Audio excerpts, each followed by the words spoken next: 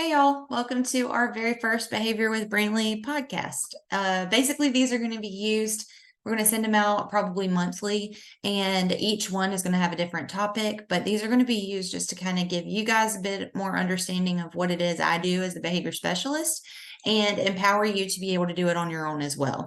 There's only one of me and a whole bunch of schools and a whole bunch of students. So I'm hoping that by pushing out this information to you, you're going to be able to use it within your classrooms without needing me to come in and say, hey, let's do this. I don't mind doing that. I love doing that. That's why I love this job so much, is being able to assist and help you guys out as much as I can.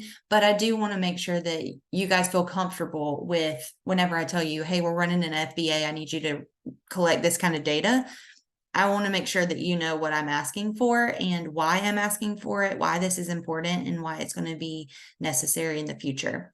I will go ahead and warn you, this is more geared toward our special ed teams, our 504 teams, because I took screenshots from Enrich. But this can also be used for some gen ed students as well. If there's a gen ed student who is displaying some serious behavioral challenges, we can still run an FBA, we can still run a bit, and all of this information is still the same. You just won't have access to the already populated template within Enrich, but we'll get you something very similar, if not the exact same thing, and we'll just link it on the support side as well. So let's go ahead and get started. We are going to go through the whole FBA process in this little podcast that we got going on here. But first, I want to start off, in case you don't know what an FBA is or what it's used for, we are going to talk a little bit about that.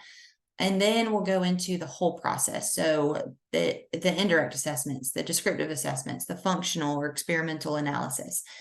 All of those are part of the FBA. And then once you get all of that information in an FBA, you're going to form function-based support. So we're going to talk about that part as well.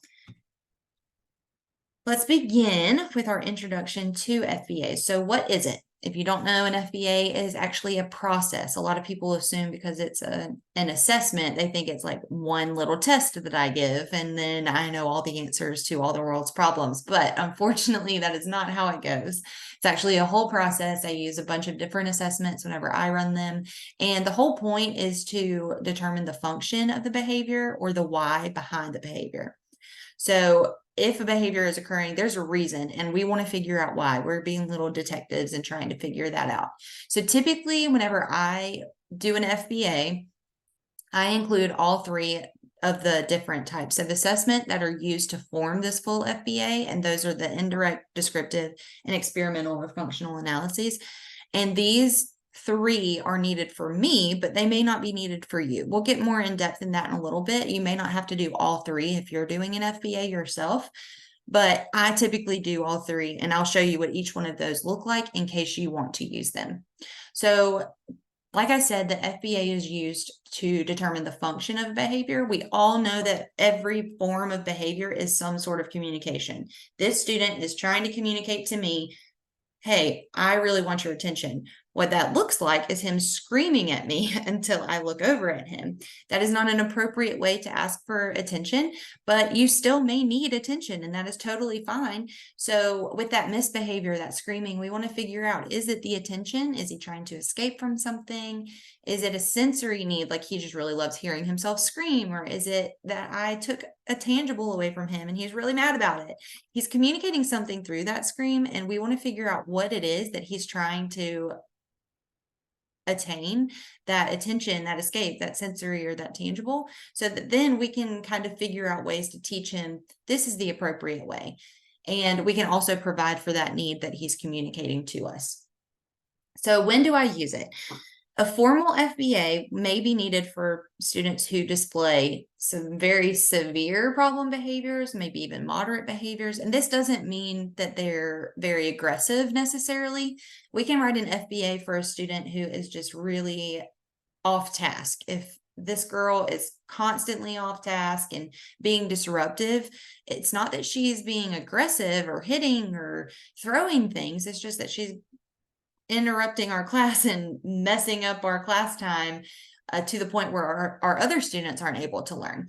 And so we may do an FBA for them as well. This does always require written consent from the parent or guardian. We're going to be collecting data outside of what we would normally collect. So we want to make sure that the parent is aware of that and the reason why. We don't just want to start collecting data and running these experimental analyses on students without their parents being aware of what's going on. But as I said, a teacher can use a similar process if they're not collecting any extra data necessarily. So whenever I was a classroom teacher, a lot of times I basically ran an FBA in my head whenever I saw a problem behavior. I didn't chart down anything extra. I just would kind of feel through, okay, it seems like he's always doing this whenever I take away his Chromebook. He's probably telling me that he wants his Chromebook, right? He's always yelling at me every time I take it away. So I'll run through the whole FBA process in my head and take note of, okay, whenever I took his computer away this time, he didn't scream at me, but he did scream because I walked away, kind of thing. You don't necessarily have to have consent for that because you're not doing anything outside of what would be typical within a classroom setting. But if you are doing the full functional behavior assessment, the full formal process of it, you do want to make sure that parents are aware of that. But it can be used in an informal way to guide your classroom management. And I would highly recommend that that happen. So the first things first, you want to get consent. Like I said, this is within Enrich for our kids who do already have a 504 or an IEP. I do have a consent form that I've written out and can link to in the or on the support site. But this is just a screenshot. So what I suggest, if you're talking about getting an FBA completed in your meeting with your parent, if it's at an annual or at a special review, go ahead and mention to the parent, we would like to start an FBA on him because this, and this is happening. So then whenever your parent, if your parent says, okay, great, then obviously they would sign on, yes, I give permission. And you can find this in Enrich. If you open up an FBA, scroll down to consent for FBA on the side underneath documents, go ahead and print that out in the meeting, have your parents sign yes or no. And then after that, we can begin the process. Don't worry about it being open for a long time because we don't have as many constraints as IEPs do. I know that whenever I started doing it this way, it felt weird because I would open an FBA and then I'd have to take these weeks worth of data. And then I would eventually come back in and finish the FBA. But there is a little bit more leniency on that regard. So don't worry about it being open for a long time. Obviously, we don't want it open for like an entire year, but don't worry if it is open for a month or so, just because it might take a while to collect that data, analyze it, and then get back to meet. But this is where you can find it. My non-IEP or 504 friends can find another form as well on the support site. So after we get consent, we are going to start off, well, I'm going to start off with an indirect assessment. So indirect assessments are rating scales, interviews, questionnaires, and these are used just to try to identify ahead of time what behavior it is that we're targeting. We want to define that behavior very clearly, and we're going to talk a little bit more about that in a second as well. But the whole point of this is so whenever we start collecting data, we know exactly what we're looking for. So these are often conducted with individuals who know the child best. That could be parents, that could be teachers, that could be the child themselves, if that's developmentally appropriate. Sometimes it could include all three. If the parents aren't seeing any behaviors at home, but we're seeing them all at school, there's really no need to have a parent interview.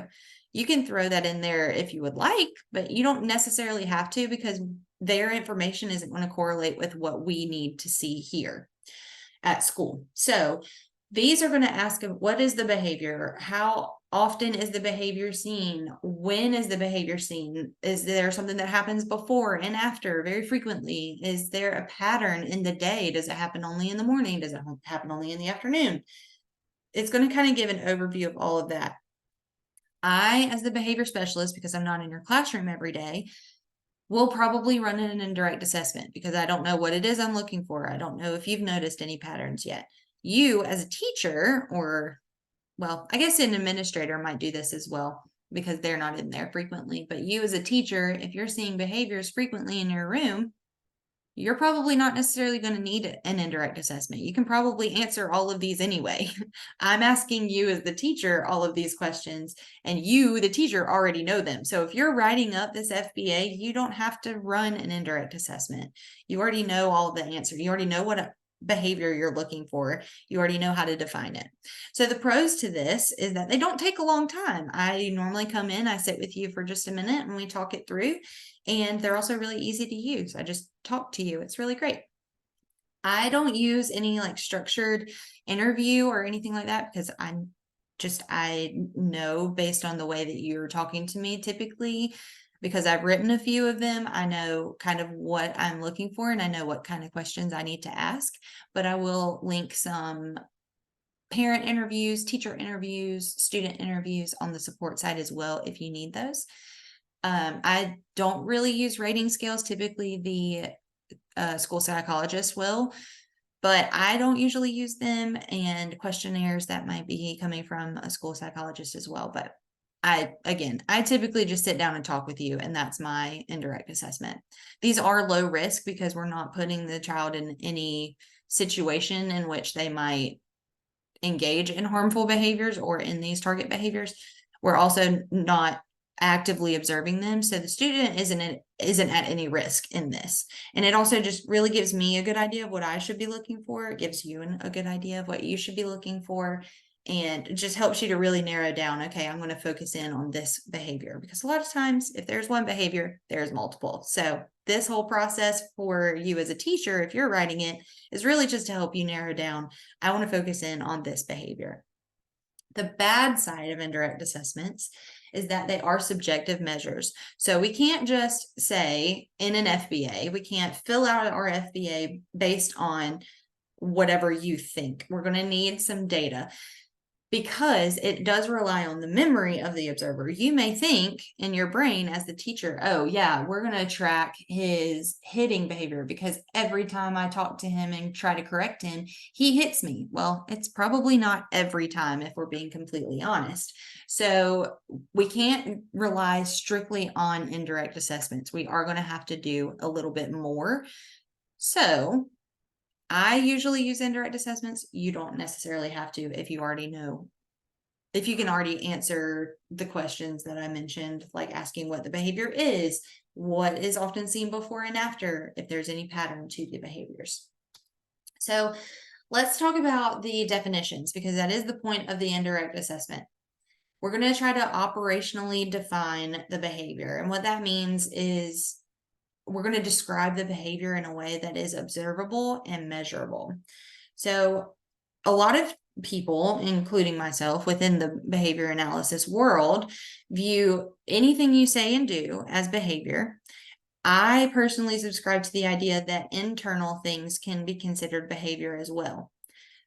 Like the thoughts that you think, that could be behavior. That's what I think. But I'm not a mind reader, so I can't define thoughts as being a target behavior. Negative self-talk, I don't know what she's actually saying to herself if it's in her head, so there's no way for me to do that, So we want to make sure that it's something that we can actually see happening. We can see it, we can hear it, sometimes we can feel it if they're hitting us. So it is something that is observable, and it needs to be measurable as well.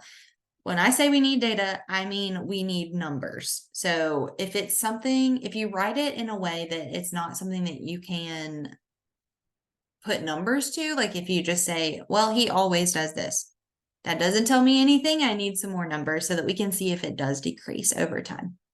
Another part of operational definitions that I like to include are examples and non-examples. This isn't necessarily a requirement, but I highly, highly recommend these. So if you're working on an FBA with me, I probably will tell you, hey, let's add some examples and non-examples.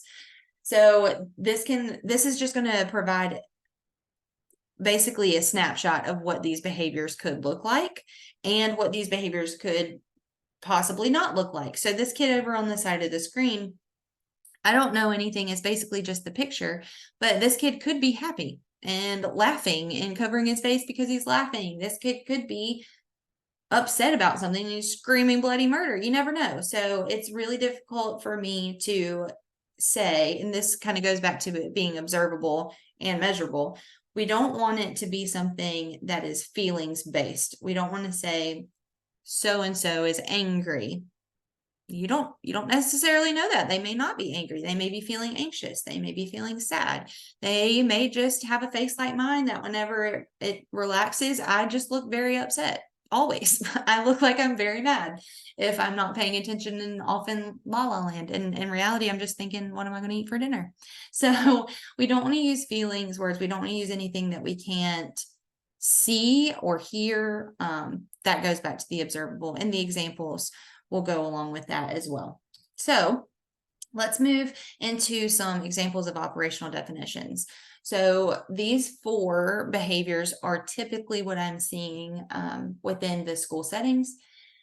So hitting, a lot of times I'll actually define that as physical aggression, but for this purpose, these are shortened versions of operational definitions. They don't have the examples and non-examples. But for hitting, operational definition for that could be using a hand or arm with a closed or open fist to hit, and explain what that is, making forceful physical contact with another person.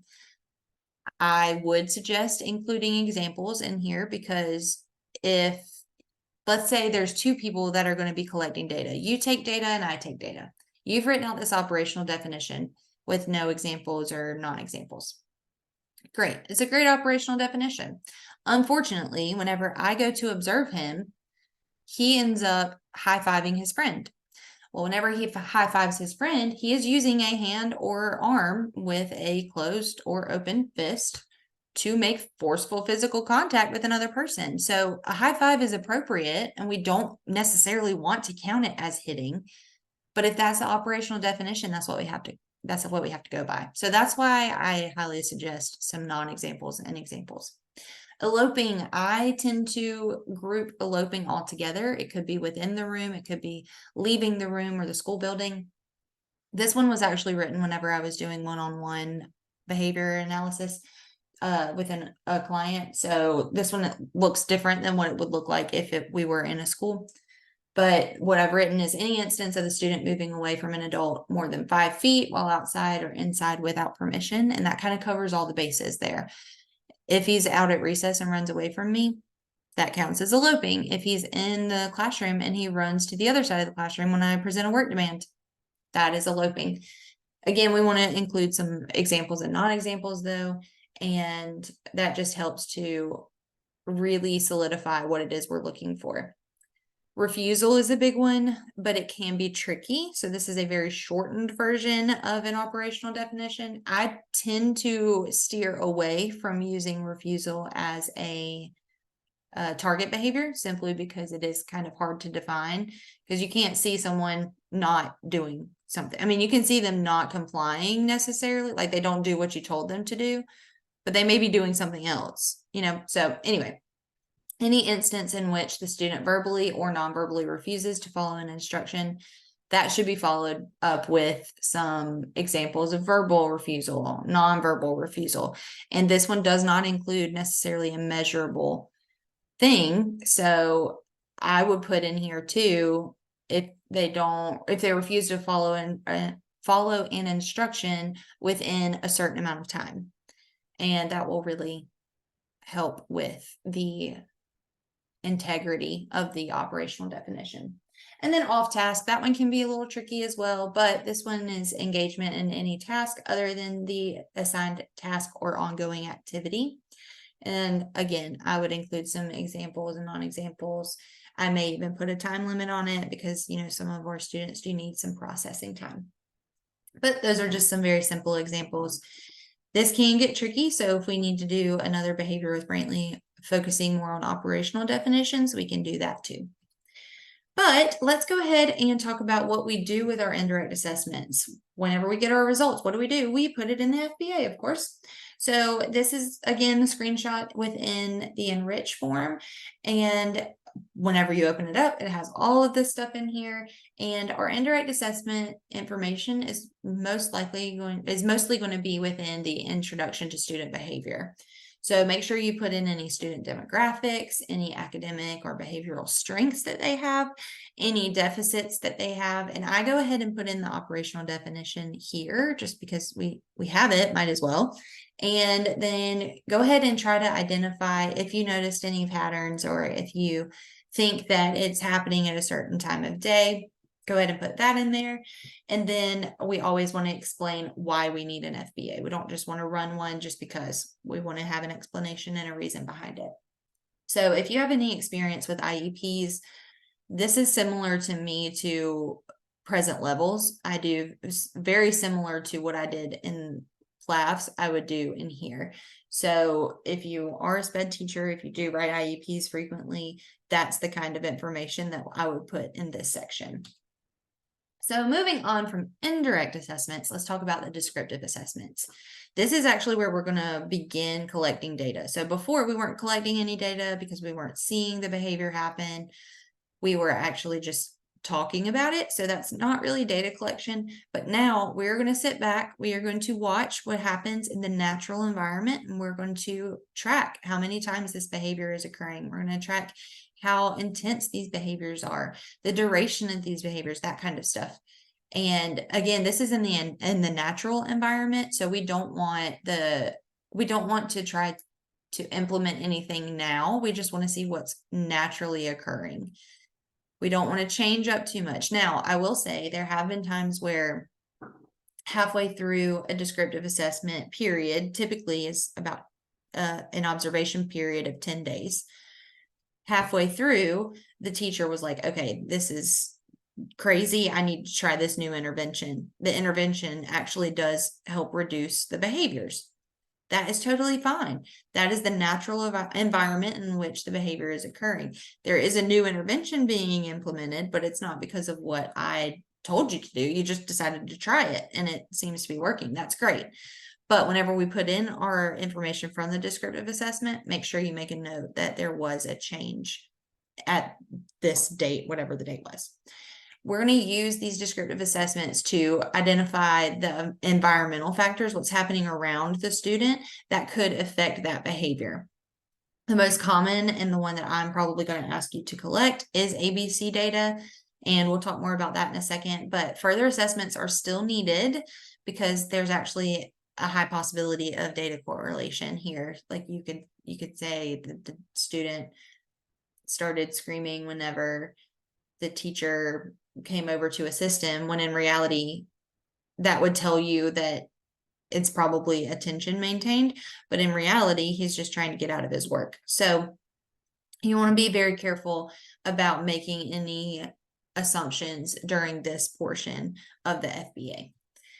So let's talk some more. Oh, just kidding. Let's actually put in our data collection. So in your enriched form, we have the data collection section, and there's the different data sources that you have here. Make sure you include all of them that you've used throughout your descriptive assessment process. I typically use the bottom three pretty much every time. And then whenever you can also use records, reviews, permanent records, special education reports, progress reports, that kind of thing. I typically don't, just because I don't necessarily need it, because all of this other information is substantial enough. But if you do use them, great. Just make sure that whenever you go into the box underneath, you describe the data collected. And what I do is I say informal measures dash teacher was interviewed, blah, blah, blah, blah, blah, blah, and all of the information that was given during that. Then I'll do ABC data dash, and then I'll write out a description of what I found during the ABC data collection. And then samples of behavior, that is typically, it goes hand in hand with your ABC data. So I would put that in there as well. Make sure that I note during direct observations, I saw this behavior this many times.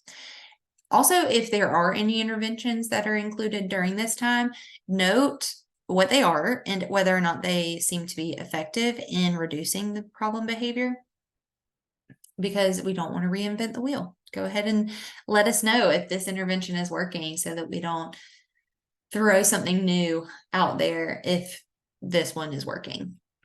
All right, so now let's talk about our ABC data. This is super, super important because it is where I get the majority of my information.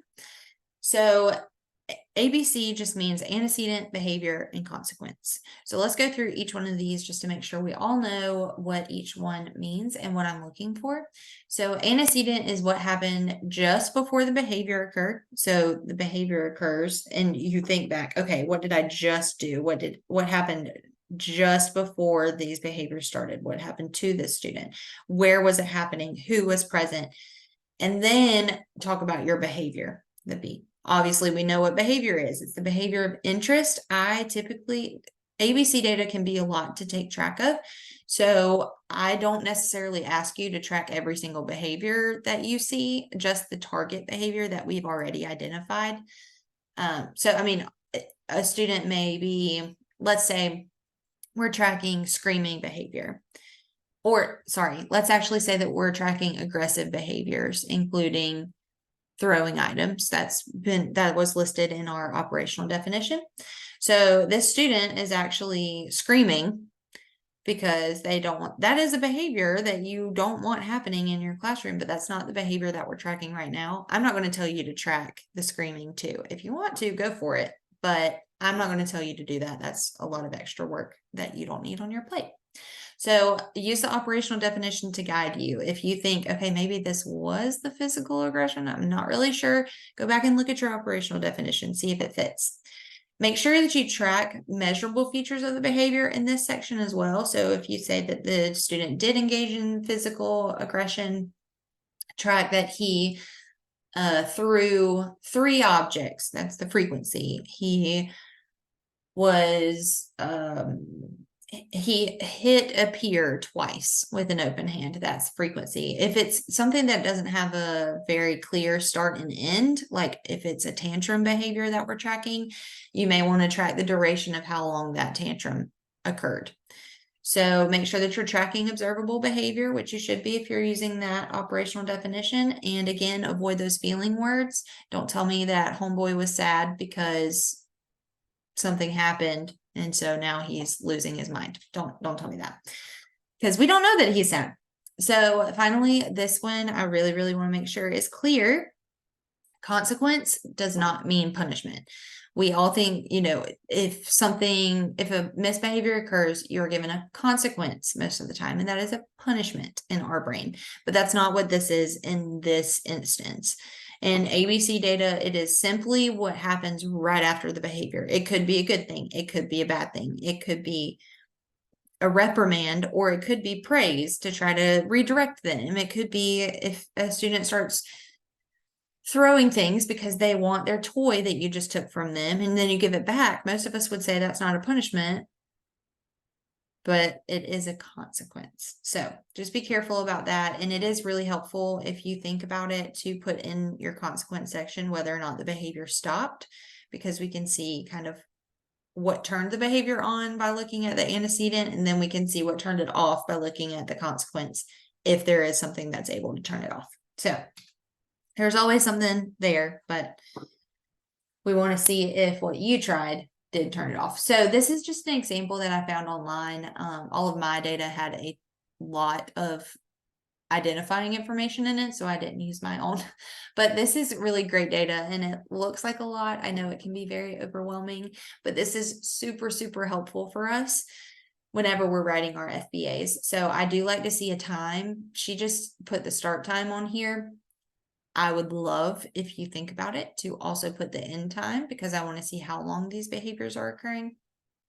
Make sure you put in the setting, because that can make a difference. I want to know, some of our students, they only behave a certain way in related arts, or they only behave a certain way in the classroom, but then they go out in the hallways and at lunch and recess, and they act like nothing like they've been acting in our classroom.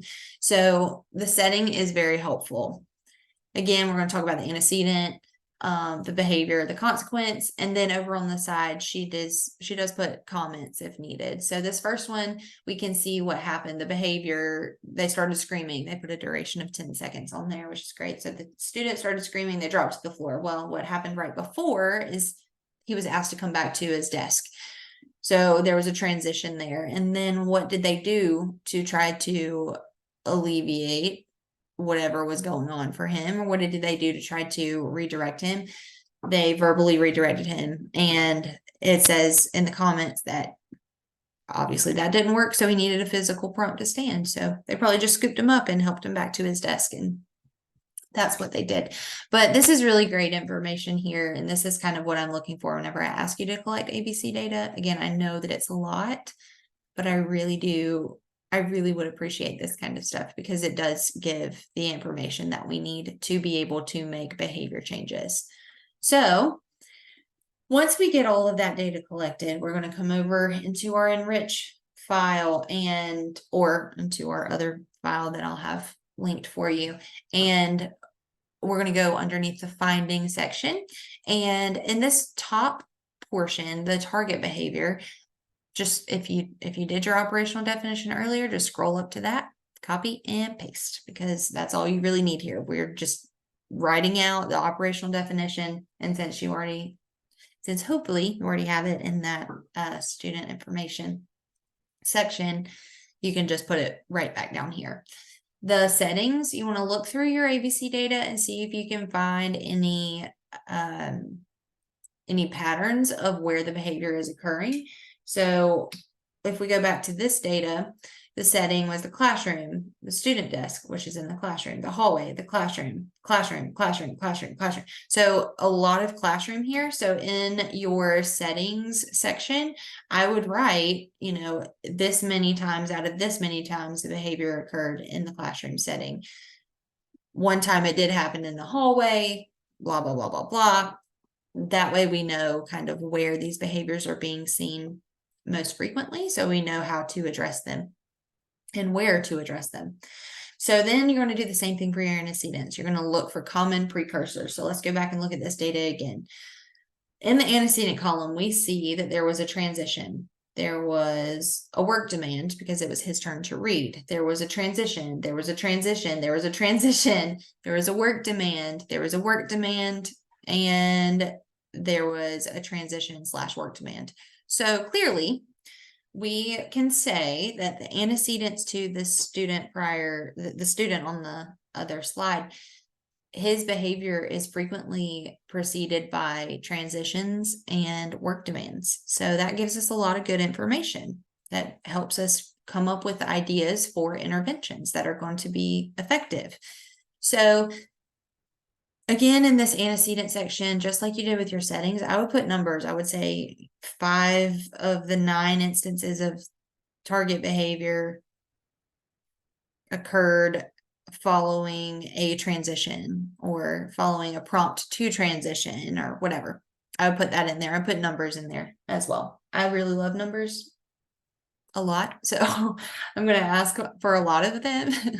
But I do think that it is really helpful. So as far as the consequences, do the exact same thing. Go through your consequences column and see what the common consequences were. And so for this one, it looks like we have a lot of verbal redirection from the teacher. So from either the teacher or the para, there's either verbal or physical prompts. So I would put that in your consequence section. Verbal and physical prompts were frequently used. And then I would mention if they stopped the behavior or not. That would be great to know. So once you get that done, then we're going to move into our functional analysis portion. So based on all of that information that you just had, we can hypothesize, like the student on the other page, whenever we looked at his ABC data, it looked like transitions and work demands were the common precursors. So a lot of times that tells me that he's probably trying to escape. He's probably trying to escape the transitions. He's probably trying to escape work demands. So my hypothesis would be that student, the function of his behavior is to escape or to avoid something. So this portion of the FBA, we're actually going to put our hypothesis to the test. So this is going to provide us with some strategies, or it's going to give us some insight on how to pick out strategies that are going to be effective. Because let's say the student is trying to gain attention and they start screaming. An effective strategy would not be to send them to a calm down corner where they're by themselves off in the side. Like if they're wanting attention, obviously you don't want to put them over isolated by themselves, because that's just going to continue the behaviors. If they're trying to escape, that may be a great plan, but we have to figure out the function so that we can provide those appropriate strategies for them to use. I will warn that this is an intensive process.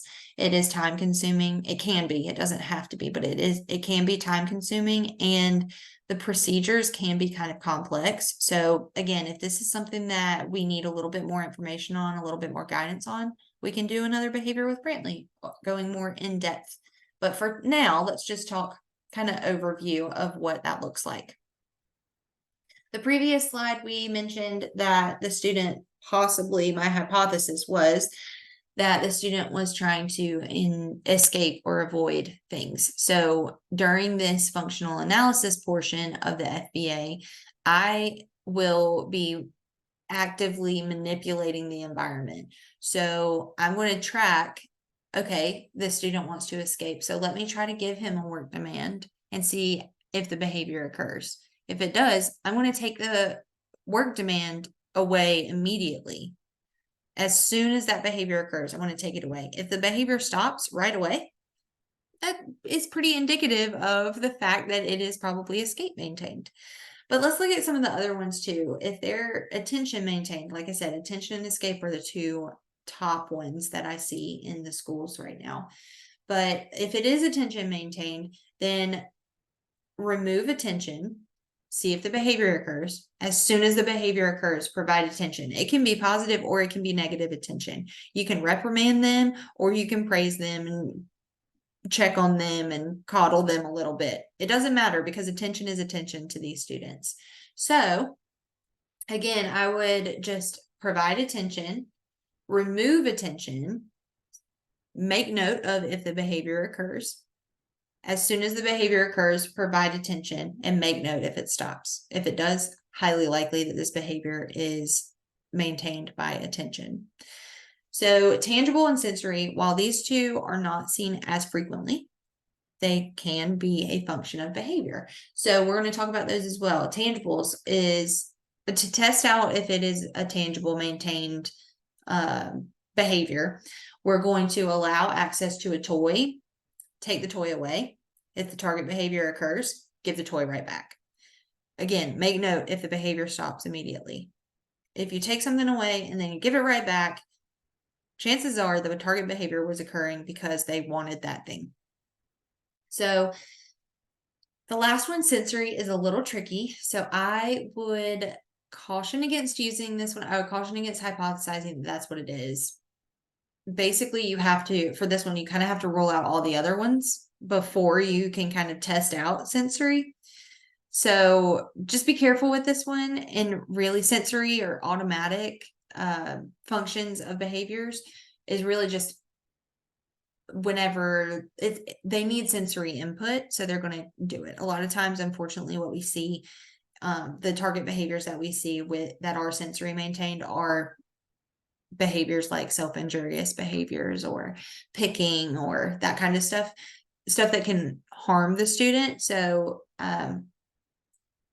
this one can be tricky, and we don't want to allow the student to engage in these behaviors because they can be harmful. So just be really, really careful with these. And to test out whether or not it is sensory maintained, you just leave the kid alone. If it happens whenever you're giving them attention or whenever you're not giving them attention, if you provide them with nothing to do and you don't give them any attention at all, you don't give them any toys to play with, if that behavior occurs, it is likely sensory maintained. But again, the two top ones that I see are attention and escape. And as I mentioned before, the behavior could be primarily maintained by escape and secondarily maintained by attention, or vice versa. Or it could be maintained by escape and intangible. You know, it could be any mixture of these. Behavior is super fluid, so it's never going to follow a very set path. So after we've identified the function, we do want to come in and write our hypothesis.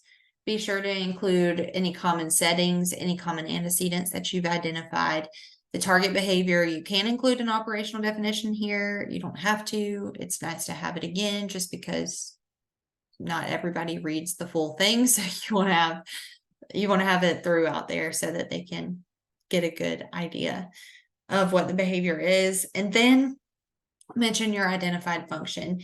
So I would caution against doing multiple behaviors in one FBA because it can be maintained by different functions. But if you do, that's okay. So for example, if the student is screaming because they are presented with a work demand, like the ABC data was suggesting, in this section, you could just write within the classroom, when presented with a demand to complete a task or transition to another area, because those were the two common antecedents that we saw, the student is likely to scream in an attempt to escape. So if they scream and they throw things and it's based on escape, make sure if you have two target behaviors, the screaming and throwing objects, make sure you include both of those. Typically, if we're tracking both of those, it is going to have the same function. But if they don't, be very careful about that. Also, again, I just highly recommend not tracking more than one behavior because it can get really messy in the form.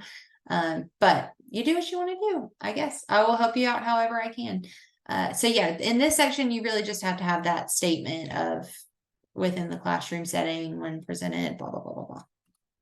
So once we have our hypothesis and we've tested it out through our functional analysis, we need to come up with some function-based supports because we don't just want to provide some intervention hoping that it works. We now know that the behavior is maintained by escape.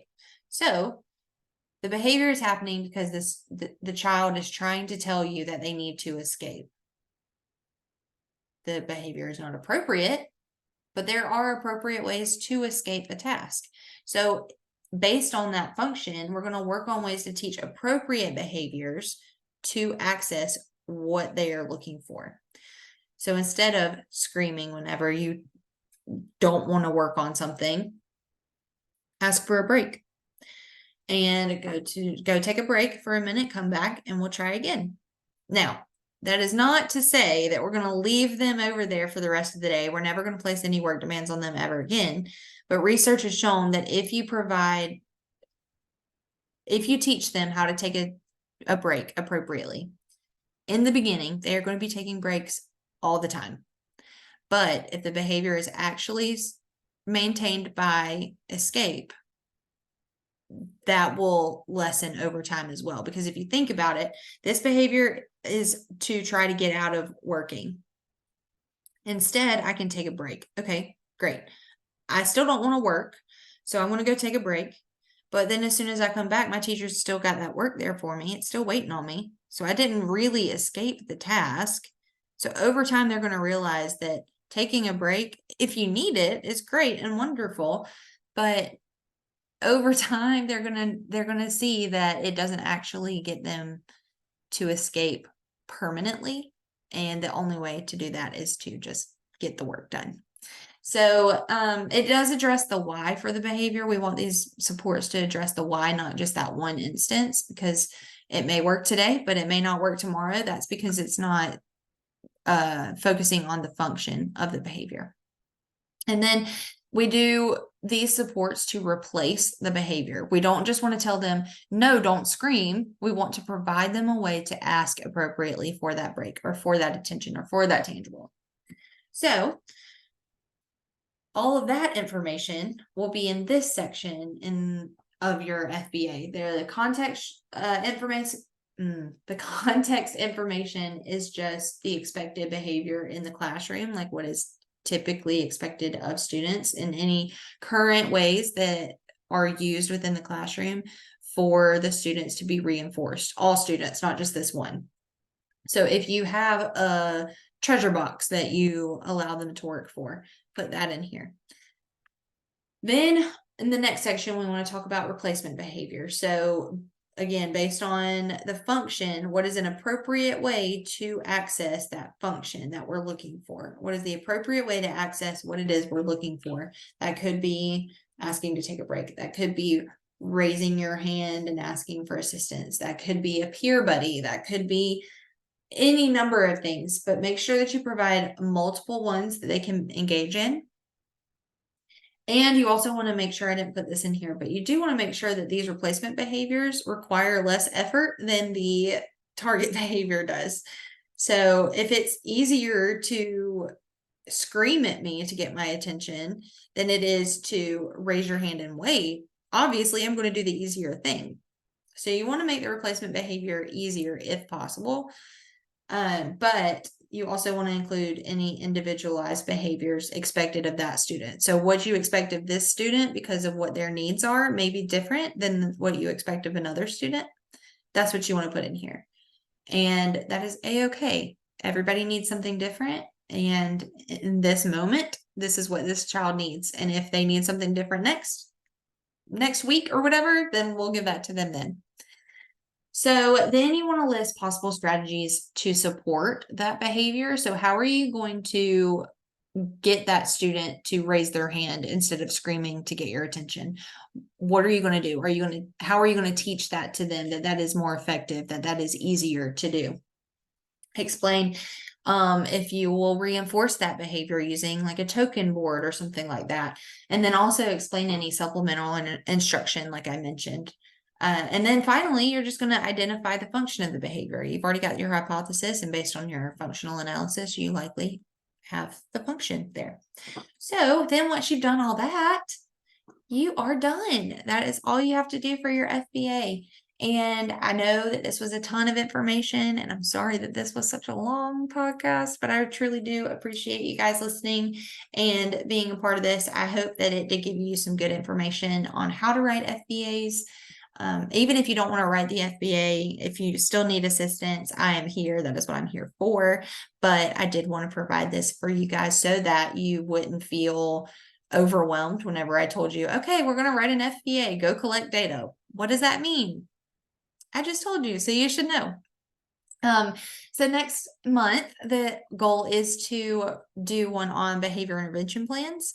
And the following months, we have a couple of ideas, but if you have anything that you would love for me to talk about, if you think it would be beneficial to everyone as well, feel free to reach out and let me know if there's anything in here that was confusing, or if you need a little bit more guidance on, just let me know.